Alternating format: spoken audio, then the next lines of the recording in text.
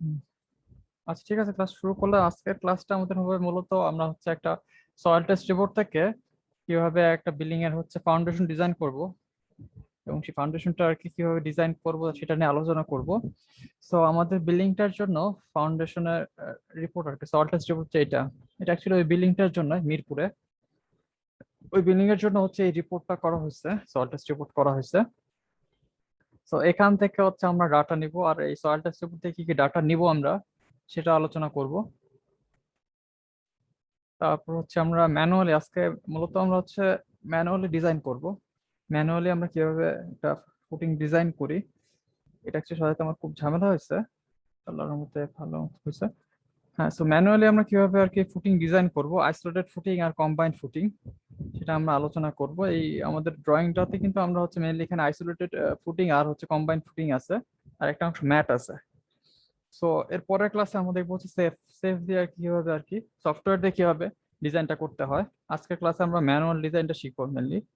তারপর পরের ক্লাসে হচ্ছে তারপর এই দুইটা ডিজাইন ম্যানুয়াল ডিজাইন এবং সেফ ডিজাইন দুইটাকে কনসিডার করে কিভাবে ফাইনাল ডিজাইন আসতে হয় সেটা হচ্ছে পরের ক্লাসে আলোচনা হবে। বাট আজকে আমরা হচ্ছে বেসিকটা নিয়ে আলোচনা করি। আচ্ছা কম্বাইন। আচ্ছা ভাই, আমাদের কি এখানে পাইল ফাউন্ডেশন শেখানো হবে? হ্যাঁ, পাইলটাও দেখাবো আর কি। পাইলটা হচ্ছে যে অ্যাকচুয়ালি পাইলের চেয়ে ওটাই বেশি কি বলবো, পাইলের চেয়ে ফুটিং ডিজাইনটা বেশি ডিফিকাল্ট।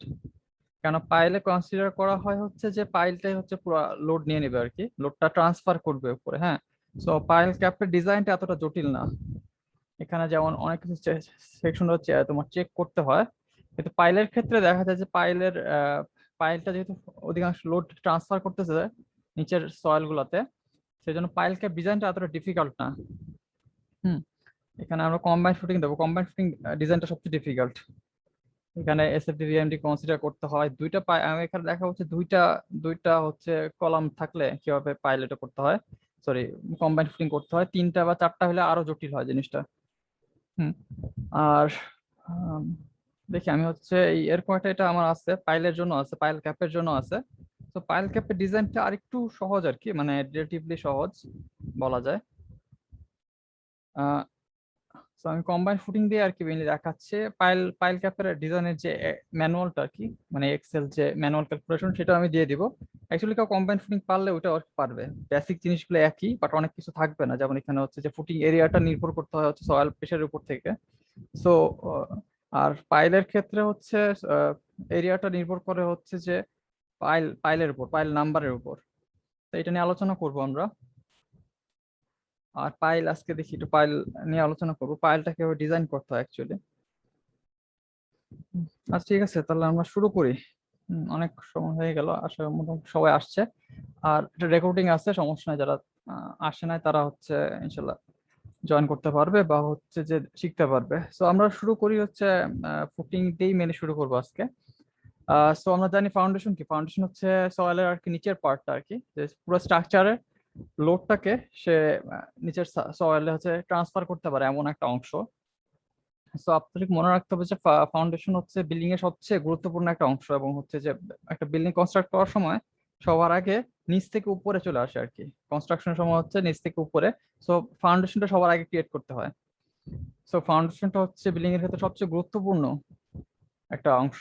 কারণ ফাউন্ডেশন যেভাবে হোক না কেন, যদি কোনো জায়গায় একটা ফেল করে তাহলে পুরো বিল্ডিংটা দাঁড়া থাকতে পারবে না। সো আপনার যাই করেন না কেন হচ্ছে ফাউন্ডেশন ডিজাইনটাকে সবচেয়ে গুরুত্বের উপর দিয়ে রাখতে হয় আর কি।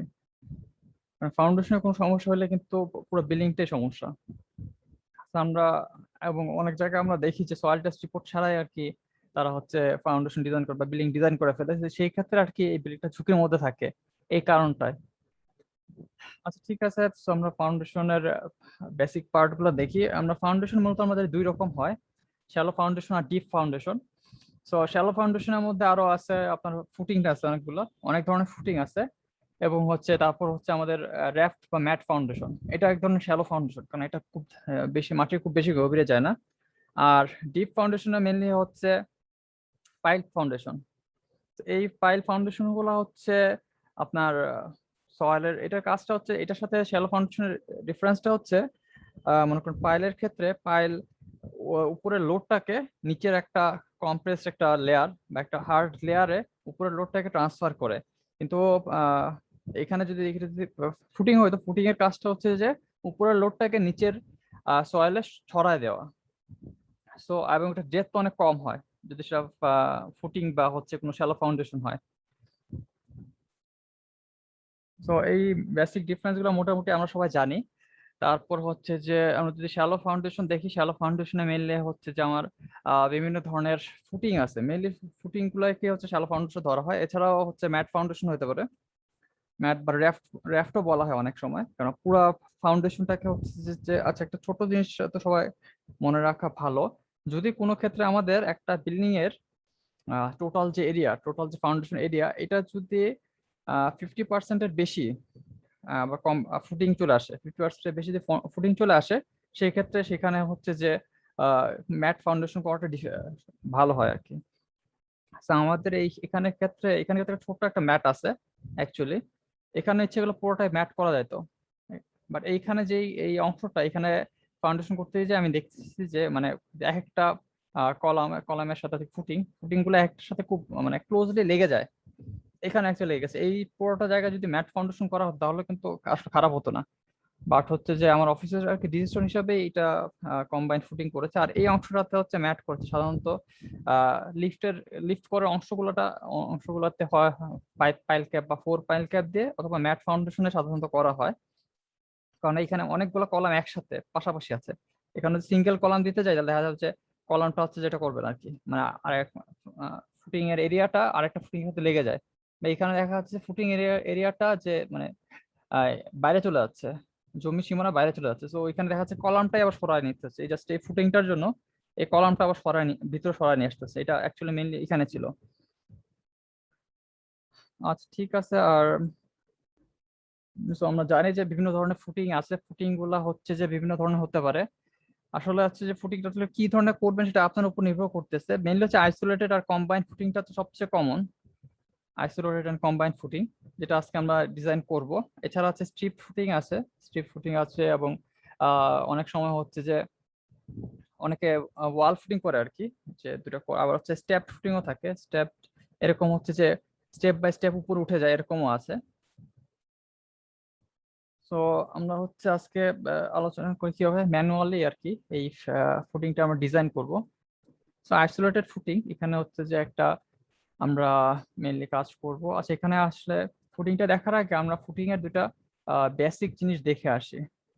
এটা হচ্ছে পাঞ্চিং শেয়ার এবং হচ্ছে মেইনলি হচ্ছে দুই ধরনের শেয়ার আর কি একটা ফুটিং এর উপর ক্রিয়েট করে, বা প্লেট এলিমেন্টের উপর, যে কোনো প্লেট এলিমেন্টের উপরে এই জিনিসটা অনেক সময় কাজ করে। আপনি অনেক সময় শুনে থাকবেন যে 2 ওয়ে শেয়ার বা পাঞ্চিং শেয়ার, আবার ক্রিটিক্যাল শেয়ারকে অনেক সময় 1 ওয়ে শেয়ারও বলা হয়। তো পাঞ্চিং শেয়ারটা হচ্ছে এমন একটা শেয়ার যে শেয়ারটা হচ্ছে প্লেট এলিমেন্টের উপর কোনো যদি কোন সেকশন মানে হচ্ছে যে কোন চিকন এলিমেন্ট থাকে, বিম বা কলাম, তো সেই ক্ষেত্রে দেখা যায় যে প্লেট এলিমেন্টটা হচ্ছে যে ওই লম্বা সেকশনটার মধ্যে দিয়ে চলে যেতে চায়। অনেকটা যদি আমি ধরেন একটা কাগজের মধ্যে দিয়ে আপনি যদি কলম ঢুকাই দিতে চান, তাহলে যে কলমটা যেমন কাগজ ভেদ করে ভিতর দিয়ে চলে যাবে, তো অনেকটা সেরকম। তো এখানে দেখেন, এখানে হচ্ছে যে একটা ফুটিং দেখানো হচ্ছে, ফুটিং এর উপর ফুটিং এর উপর হচ্ছে যে কলামের যে লোডটা আছে, তো দেখা যাচ্ছে কলামের লোডটা যাবে হচ্ছে নিচের দিকে যেতে, আর ফুটিং এ যাবে হচ্ছে সয়েলের প্রেসার কারণে উপরে উঠে আসতে। তো দেখা যাবে যে এমন একটা অবস্থা ক্রিয়েট হবে যে ফুটিংটা উপরে চলে যাচ্ছে, মানে হচ্ছে এই আহ সরি কলামটাকে ভেদ করে, কলামটাকে ছিদ্র করে উপরে চলে যাচ্ছে, আর কলামটা ফুটিংটাকে ভেদ করে ভিতর দিকে চলে যাচ্ছে। এই ধরনের ফেল হলো হচ্ছে সেটাকে পাঞ্চিং শেয়ার বলে। এই ধরনের জিনিসটা আপনারা হয়তো ফ্ল্যাট প্লেট ডিজাইনের ক্ষেত্রে অনেক সময় কনসিডার করা হয়, এবং এটা খুব ভাইটাল আর কি। ফ্ল্যাট প্লেট ডিজাইনের সময় এই জিনিসটা দেখা যায়, পাঞ্চিং শেয়ার হয় আর কি, যে আহ উপরে স্ল্যাবটা হচ্ছে কলাম ভেদ করে ভিতর দিকে চলে যায়। এবং এটা অনেক সময় আর কি ফ্ল্যাট প্লেটের ক্ষেত্রে খুব কমন একটা সমস্যা, এই জন্য হচ্ছে কলাম ক্যাপিটাল দিতে হয়, আমরা জানি। আর 1 ওয়ে শেয়ারটা হচ্ছে যদি আমরা একটা ফুটিং দেখি, ফুটিং এর হচ্ছে এই প্রান্তটা, মানে হচ্ছে একটা প্রান্ত, একটা কোণার একটা প্রান্ত, সেই প্রান্তটা যদি আহ উপর দিকে উঠে যায়, জাস্ট ভেঙে যেতে যাবে, জাস্ট এই অংশটা উপরের দিকে উঠে যেতে যাবে।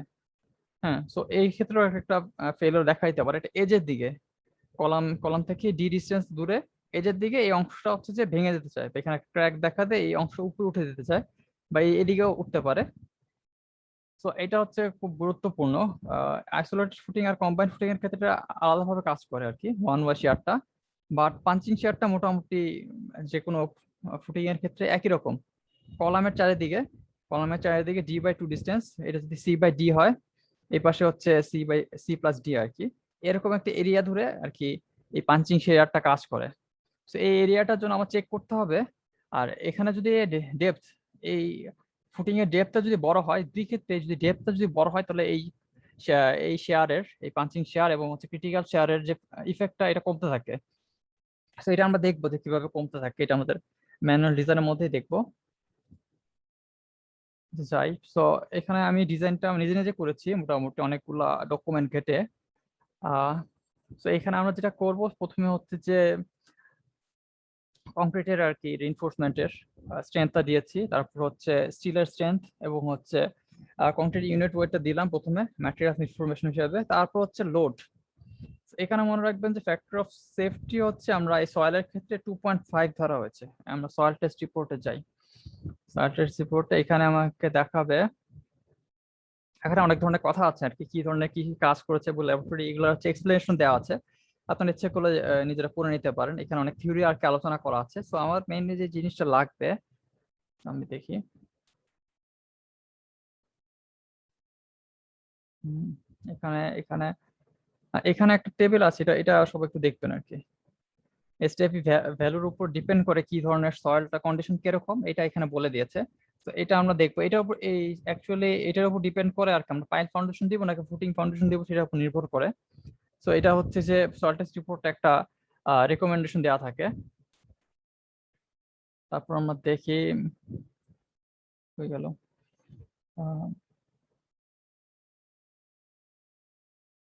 হ্যাঁ এখানে হচ্ছে যে এটা একটা এসটিপির ভ্যালুটা আর কি, সয়েল টেস্ট রিপোর্টে এসটিপি আর কি জানি আমরা। সো এসটিপির ভ্যালুটা এখানে দেওয়া আছে। যেটা আমরা করব, এখান থেকে আমরা এটা যদি গ্রাফ আকারে দেখতে চাই, না এই যে বোরহোলের এখানে চারটা আর কি, চারটা বোরহোল আছে, চারটা পয়েন্টে আর কি এখানে সয়েল টেস্টটা করা হয়েছে।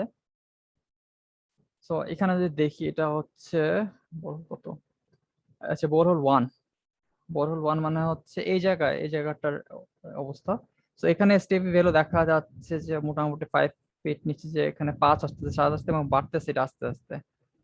সো যদি আমরা এখানে পাইল ফাউন্ডেশন দিতে চাই এইটার ক্ষেত্রে, সো সাধারণত আমরা ধরি হচ্ছে 25-এর উপরে গেলে, মোটামুটি 25-এর উপরে গেলে মোটামুটি সেফ জায়গাটা।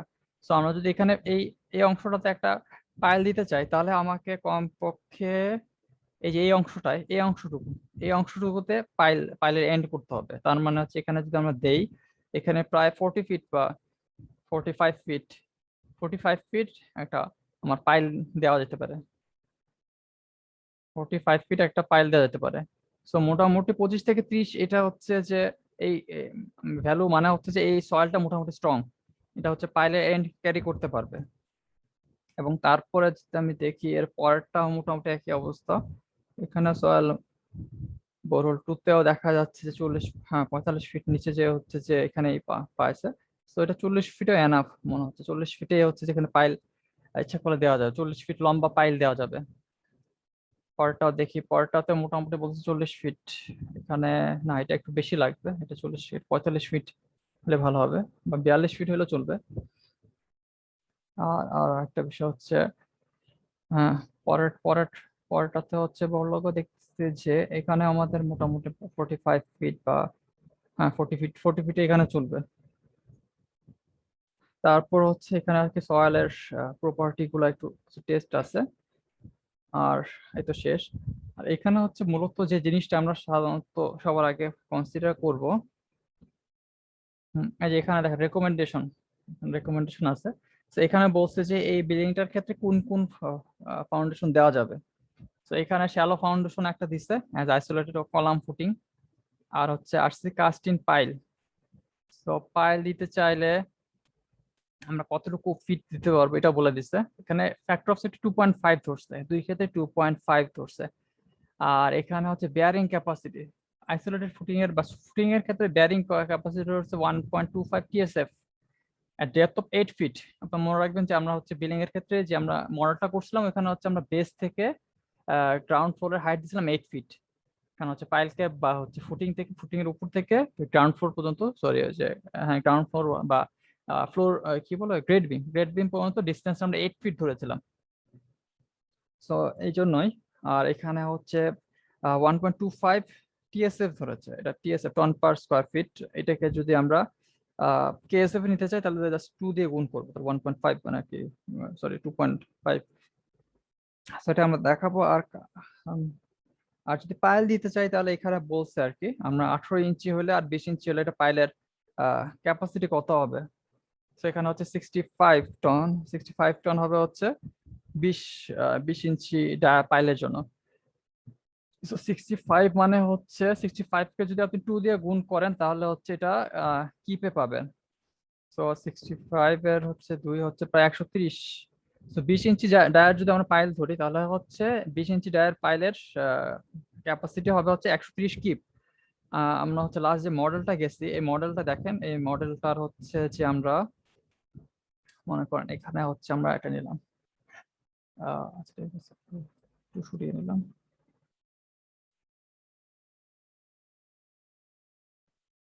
হ্যাঁ, সো এটা হচ্ছে ফার্স্ট ফ্লোর আছে। এখানে আমি হচ্ছে প্ল্যানে হচ্ছে হ্যাঁ, আচ্ছা বেসে চলে আসলাম। সো বেস থেকে আমার বেস রিয়াকশনটা নিতে হবে। এখানে হচ্ছে যে কোন কলামের নিচে কি ধরনের আর কি বেস রিয়াকশন আসবে সেটা আমাকে হচ্ছে কনসিডার করতে হবে বেস কলাম রিয়াকশন হিসাবে। সো এখানে আমরা যাই, এখানে দেখেন একটা অপশন আছে, এখানে আছে যে সাপোর্ট, ডিসপ্লে সাপোর্ট রিয়াকশনস আর কি। সো এটা আমরা ক্লিক করি, এখানে আমাকে দেখাবে কম্বিনেশন আমরা নিব আর কি। কম্বিনেশন নিলে আমরা আনফ্যাক্টরড একটা কম্বিনেশন ডিফাইন করেছিলাম। সো সবগুলো কম্বিনেশন হচ্ছে ডেড লোড এবং লাইভ লোড ওয়ান ওয়ান দিয়ে গুণ করে, dead load one live load one হিসেবে নিয়ে আমরা একটা কম্বিনেশন ডিফাইন করেছিলাম, আপনাদের মনে থাকার কথা। ডেড লোড এবং লাইভ লোড সবগুলো ওয়ান দিয়ে এটা কম্বো আনফ্যাক্টরড হিসাবে ডিফাইন করেছি। আপনারা যেভাবে ডিফাইন করেছেন সেটাই কনসিডার করবেন, সমস্যা নেই। এফজেড মানে হচ্ছে উপরের দিকে। সো আমি এটা অ্যাপ্লাই দিয়ে আরো হিসাবেই দিলাম। তো অ্যাপ্লাই দিলাম, ওকে। So এখানে দেখাচ্ছে হচ্ছে আমার কত কি পার কি সাপোর্ট রিয়াকশন আছে বা কলাম রিয়াকশন আসতেছে। সো এখানে দেখা যাচ্ছে কম্পাউন্ড ফ্যাক্টরের জন্য কি আকারে দেখাচ্ছে। সো এই কলামটা, এই যে এই কলামের নিচে সয়েল থেকে আমার দেখাচ্ছে যে 111 কিপ আর কি, সয়েল আর কি, সরি কলামের আর কি রিয়াকশন।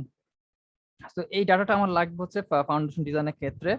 সো আমার এখানে দেখেন সয়েল টেস্ট রিপোর্ট আমাকে বলতে যে হ্যাঁ, এখানে যদি আমরা 20 ইঞ্চি ডায়ার পাইল ইউজ করি 65 টন মানে হচ্ছে 130 কি। সো 130 তার মানে হচ্ছে যে আমরা যদি আমরা পাইল ইউজ করতে চাই তাহলে এইটার নিচে 130 কিপ, একটা পাইলের ক্যাপাসিটি হচ্ছে 130 কিপ, আর এখানে হচ্ছে 111 বা 112 ধরলাম, 112 আসছে। সো এটার নিচে একটা পাইল দিলে হবে। এই কলামটার নিচে একটা পাইল যদি আমরা দেই তাহলে সেটাই এনাফ, এটা এই কলামের লোডটা ক্যারি করার জন্য। এইখানে দেখাচ্ছে 131, বেশ 130 একটু বেশি, তাও এখানে দুটো দিতে হবে আমাদের।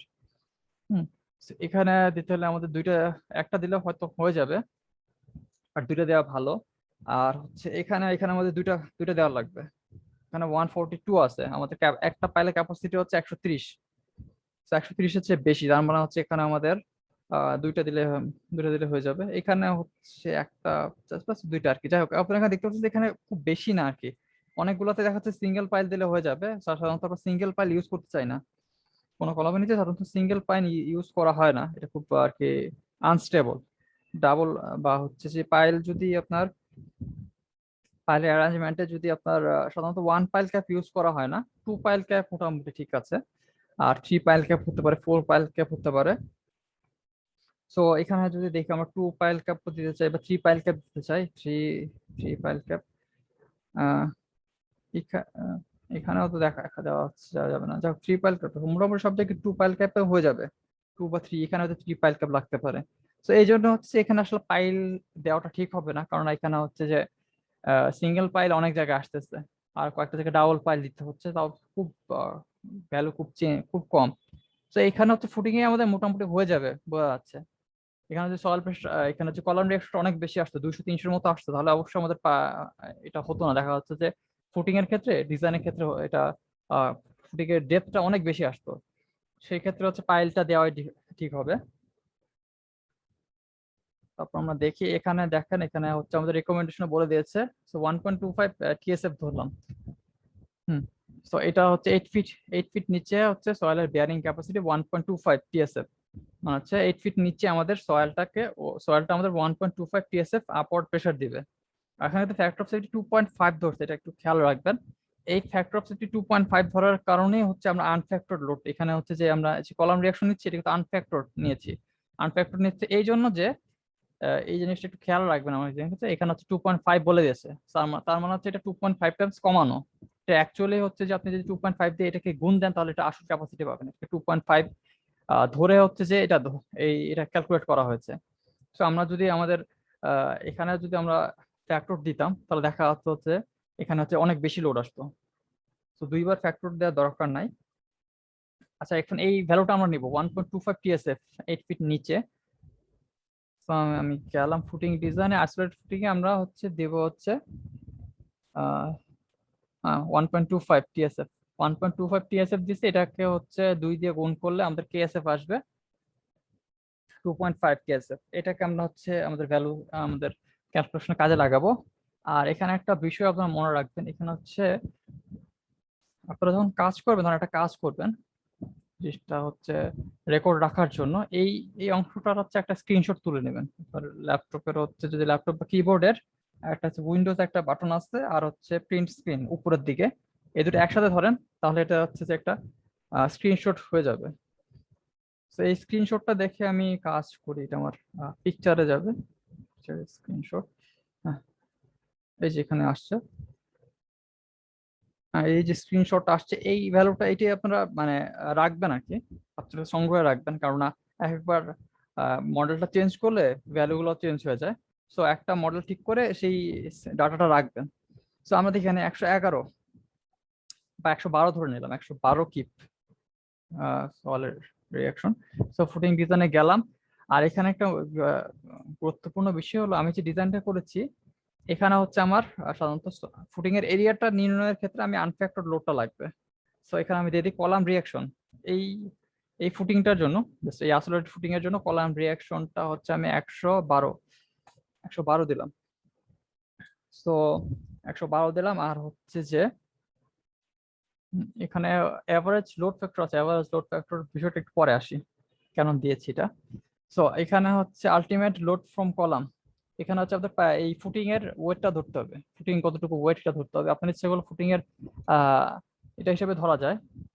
ফুটিং এর এরিয়াটাকে ক্যালকুলেট করে সবার শেষে হচ্ছে যে আপনি ইউনিট ওয়েট দিয়ে গুণ করে ফুটিং এর ওয়েটটা আপনি হচ্ছে যে ক্যালকুলেট করতে পারবেন। সো এখানে একটা শর্টকাট বা অনেককে দেখেছি জিনিসটা ইউজ করতে, 10% টোটাল লোডে 10% কে হচ্ছে যে ফাউন্ডেশনের ইউনিট ওয়েট হিসেবে ধরা হয়, এবং এটা মোটামুটি কাছাকাছি আসে, মানে একদম প্রায় খুবই কাছাকাছি আসে। সো টোটাল যে লোডটা আছে, তো আপনার নিজেরা একটু চেক করে দিবেন বা ক্যালকুলেশন করে দেখতে পারেন। ফুটিং এর যে ফুটিংটা আমরা ক্যালকুলেট করবো, এই ফুটিং এর সেলফ ওয়েটটা টোটাল যে লোডটা আনফ্যাক্টরড লোড তার প্রায় 10%-এর কাছাকাছি আসে। আবার কেউ চাইলে ইচ্ছে করলে এই পুরো ফুটিং এর ইউনিট ওয়েটটা আর কি, ফুটিং এর ভলিউমটা, কংক্রিটের ভলিউমটা ক্যালকুলেট করে সেটাকেও যোগ করতে পারেন, সমস্যা নেই। সো তারপর আমরা যাই, এখানে হচ্ছে আলটিমেট লোড ফ্রম কলাম আমরা হচ্ছে যে 10% বাড়িয়ে নিব, জাস্ট 10%, এটা 10%, এটার সাথে এটা 10% বাড়িয়ে নেব, তাহলে ফুটিং এর সেলফ ওয়েট সেটাও কনসিডার করা হবে। তো আচ্ছা ঠিক আছে, এরপরে হচ্ছে কলাম লেন্থ আর উইথ, এটা হচ্ছে 12/21 একটা কলাম। এটা হচ্ছে 12/21 একটা কলাম ছিল। এই কলামের হচ্ছে এখন এই কলামের এই বেয়ারিং এরিয়াটা যেটা আমরা বের করব এটা হবে হচ্ছে আচ্ছা এইখানে যে এরিয়াটা হবে এই এরিয়াটা আমরা বের করবো হচ্ছে এই আমাদের সল্টাস রিপোর্টের যে কিউনেট আসছে এটা থেকে। সো আমরা যদি এই লোডটাকে যদি এই কিউনেট দিয়ে ভাগ দেই, লোড বাই হচ্ছে কেএসএফ, তখন হচ্ছে স্কোয়ার ফিটে আমি হচ্ছে এরিয়াটা পাবো।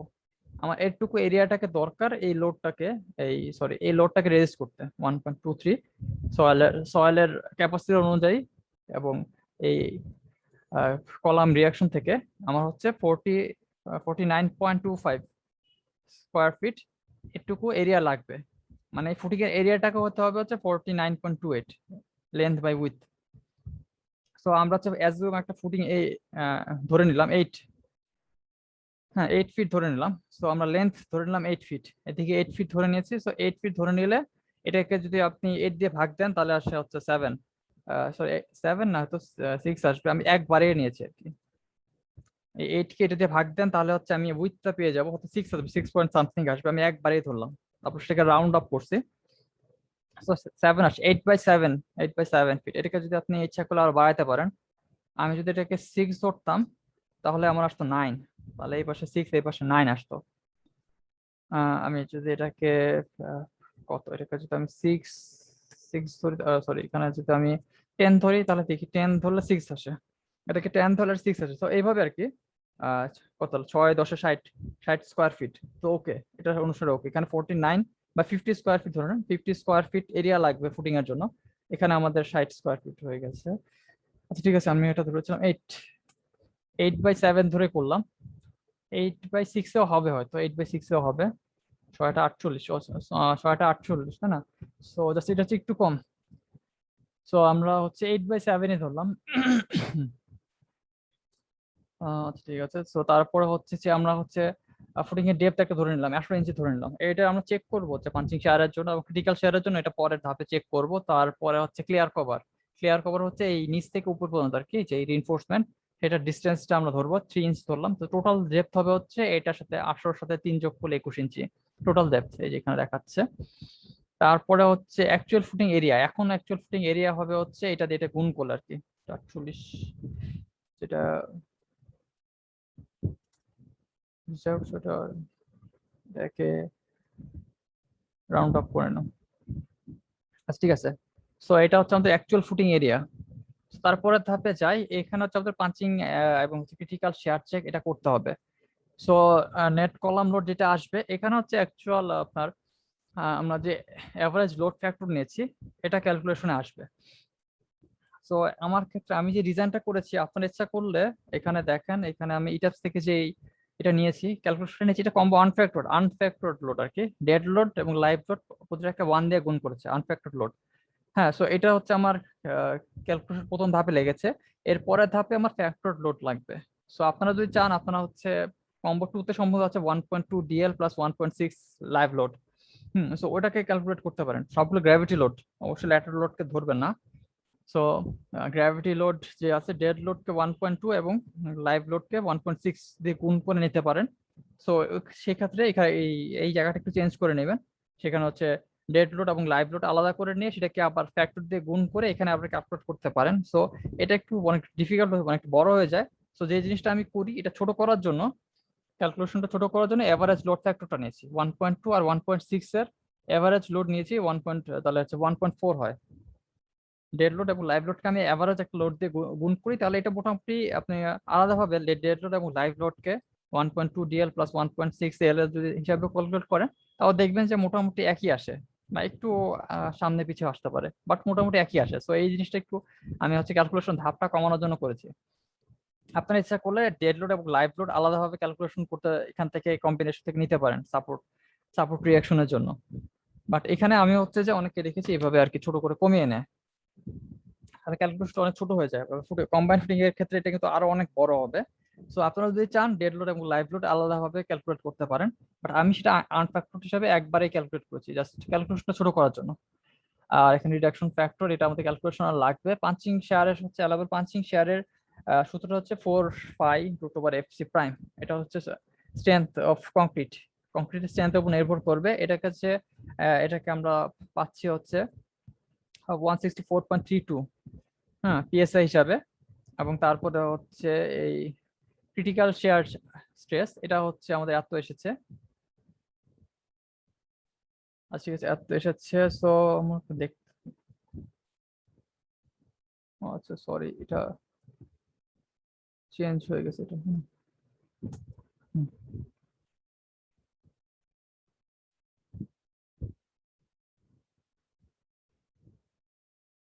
আচ্ছা এটা, সরি এটা চেঞ্জ হয়ে গেছে না। আচ্ছা ঠিক আছে, আচ্ছা ঠিক আছে, এটা একটু ভুল ছিল।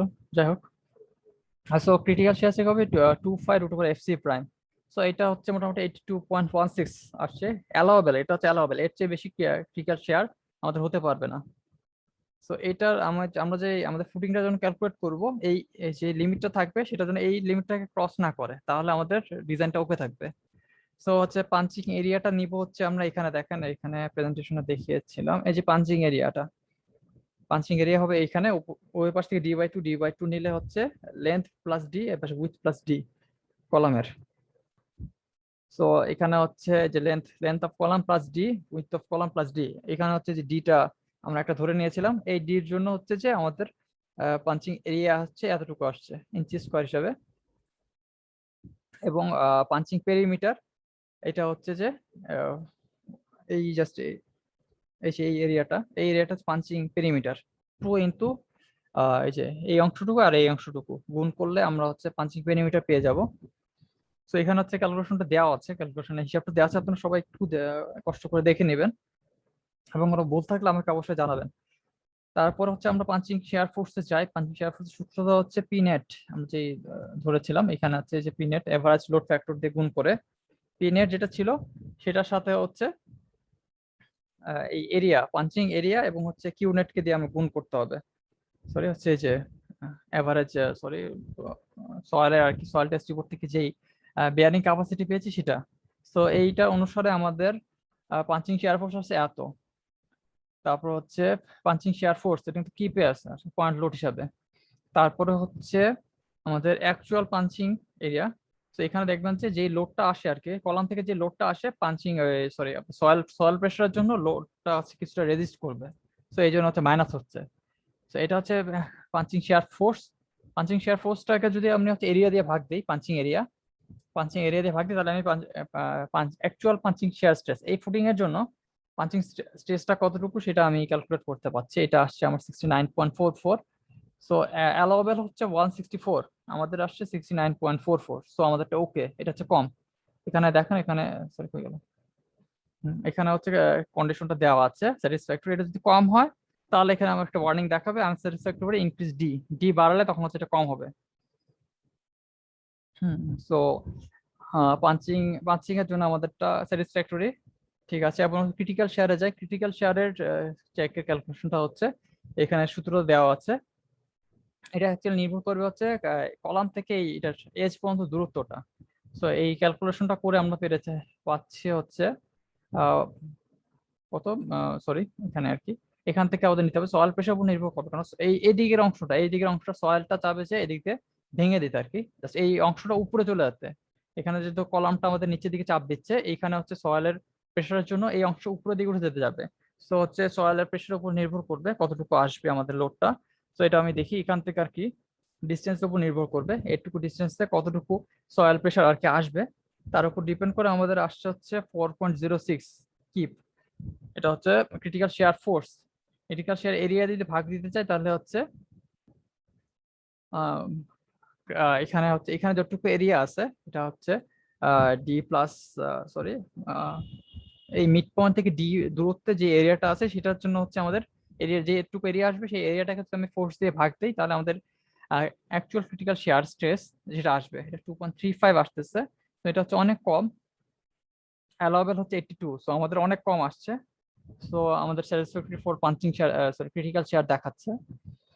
সো আমাদের ফুটিংটা মোটামুটি এই দুটার জন্য ঠিক আছে। আমি যদি এখানে ডেপটা যদি আরো কমিয়ে দিই, মনে করেন 10 দেই, আচ্ছা 10 দিলেও আসতেছে, আচ্ছা ঠিক আছে। যদি আমি কম দেই দেখা যাচ্ছে যে এখানে হচ্ছে যে আনস্যাটিসফ্যাক্টরি ফর ডি দেখাচ্ছে, ক্রিটিক্যাল পাঞ্চিং শেয়ারের জন্য দেখা যাচ্ছে কম হয়েছে। সো এখানে হচ্ছে ওয়ার্নিং দেখাবে। তো এইভাবে করে ডিজাইনটা করেছি। তো 18 ধরে নিলাম আপাতত, 18 ধরে নিলাম। তারপরে হচ্ছে আমাদের এখানে যেই আমাদের সরি শেয়ার চেকটা এসেছে, শেয়ার চেকের উপর ভিত্তি করে এখন আমাদের রিইনফোর্সমেন্ট আর ক্যালকুলেশনে যাবো, এখানে কি রিইনফোর্সমেন্ট আসবে তার উপর ভিত্তি করে যাব। এখন হচ্ছে আমাদের মেইনলি হচ্ছে লাগবে এই কলাম থেকে ডিস্টেন্সটা আর কি। এখানে হচ্ছে আমি ডিস্টেন্স আর লং ডিরেকশন এবং হচ্ছে শর্ট ডিরেকশন। লং এদিকে হচ্ছে এদিক থেকে এখানে ডিস্টেন্সটা কতটুকু, আবার এখান থেকে এদিকে ডিস্টেন্সটা কতটুকু, তার উপর ভিত্তি করে আমরা হচ্ছে লং লং ডাইরেকশনের ডিস্টেন্সটা আর কি, এই এই মিড পয়েন্ট থেকে এই ডিরেকশন পর্যন্ত দূরত্বটা এবং হচ্ছে শর্ট ডিরেকশনের ডিস্টেন্সটা এই মিড পয়েন্ট থেকে এখানের আর কি ডিস্টেন্সটা এই দুটো বের করেছি, তার ভিত্তিতে আর কেমন মোমেন্ট আসবে এখানে সয়েল প্রেশারটা দিবে, তার জন্য হচ্ছে যে লোডটা আসবে, যে লোডটা আর কি সেই ফোর্সটা আসবে এই ডিস্টেন্সের উপর ভিত্তি করে আমাদের হচ্ছে মোমেন্টটা আসবে। এই মোমেন্টটা ক্যালকুলেট করা আছে এখানে, দেখেন এখানে সূত্রটা দেওয়া আছে q net into short distance এবং লং ডিস্টেন্স স্কোয়ার বাই 2। হ্যাঁ, তো এই দুইটা ক্যালকুলেশন আচ্ছা ঠিক আছে, আমাদের সময় আর বেশি নাই, আমরা হচ্ছে 5 মিনিট একটা ব্রেক নিয়ে আবার নতুন করে শুরু করছি। আমরা হচ্ছে 5 মিনিটের ব্রেক নিচ্ছে বা হয়তো এখনই আমি হয়তো লিঙ্কটা দিয়ে দিচ্ছি, আপনারা সবাই একটু জয়েন করুন কষ্ট করে।